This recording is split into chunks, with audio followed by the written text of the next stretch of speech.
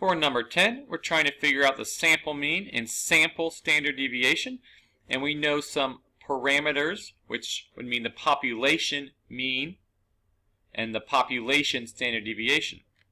So the nice thing about the sample mean is it's the exact same as the population mean. And the sample standard deviation, the formula is you take the standard deviation of the population and divide by the square root of your sample size. So in this case, our square root would be 7. So we're going to take the population standard deviation and divide by 7.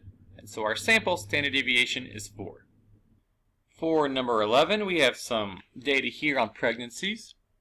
So for the population, the mean length of pregnancy is 221 days, standard deviation 21 days. So if we randomly select a pregnancy, what's the chances it's less than 213 days?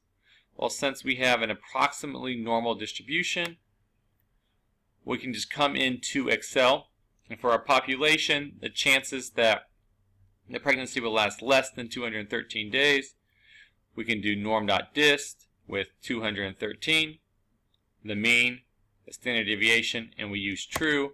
And there's the probability that a randomly selected pregnancy is less than 213 days long. Part B asks us what the probability is that a random sample of 11 pregnancies will have a mean gestation period of 213 days or less. So we're no longer looking at the entire population, but we're trying to find the probability of what the mean will be in our sample. So we need to look at the sampling distribution of the mean. Page 404 of the book talks about the mean and the standard deviation values for the sampling distribution of your mean sample. And so to look at that here in Excel, if our sample is of size 11, and actually no matter what the size of our sample, for the sampling distribution of our mean, we're going to use the mean value that's exactly the same as the population mean. So that doesn't change. But for the standard deviation, the value is going to be based off of the population standard deviation, which was 21. But you take that population value for standard deviation and divide by the square root of your sample size. So again, in the book, that's written up right here with symbols. And since our population distribution was approximately normal, our underlying sampling distribution here is going to be normal, so we can use norm.dist here, normal distribution. And we're going to, the chances that we're less than 213, our mean's the same, and we use our sample standard deviation here. And here's the probability that our sample mean will be less than 213.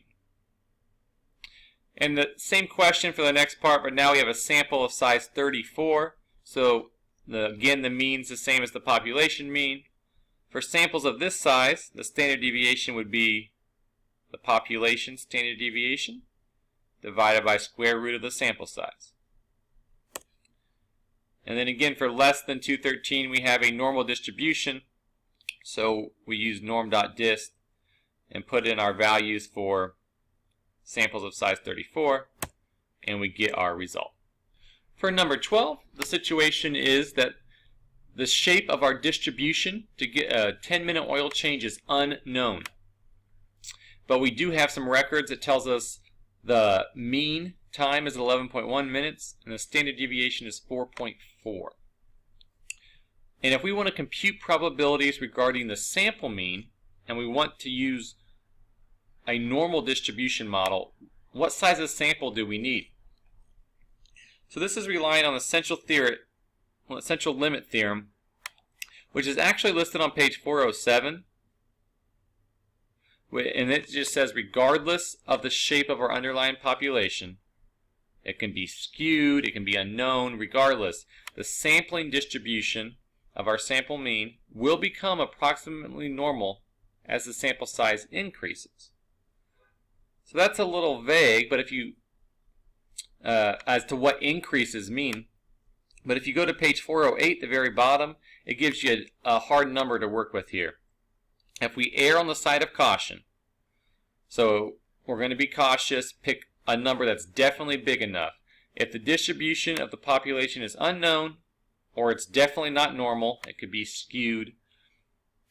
In either case, the distribution of the sample mean is approximately normal, provided that the sample size is greater than or equal to 30. So there's the hard number we're gonna use if we don't know the shape of our underlying distribution. As long as we use samples of at least size 30, the distribution, our sampling distribution, will be approximately normal. So using a sample of size 40, which is definitely big enough, what's the chances that our sample mean is less than 10 minutes? So looking at our sampling distribution, the mean's the same as the population mean. The standard deviation is going to be that population standard deviation divided by the square root of our sample size, and we're using size 40. And since 40 is bigger than 30, by the central limit theorem, our sampling distribution here is going to be normal, so we can use the normal distribution. We're looking for less than 10. Type in your mean, standard deviation. We use true. And here's the probability that if we take a sample of 40 oil changes, that their average will actually be less than 10 minutes. So only about 5%, so not too good. If customers are really hoping to get their oil changed in 10 minutes or less, it's likely they're not going to be very happy.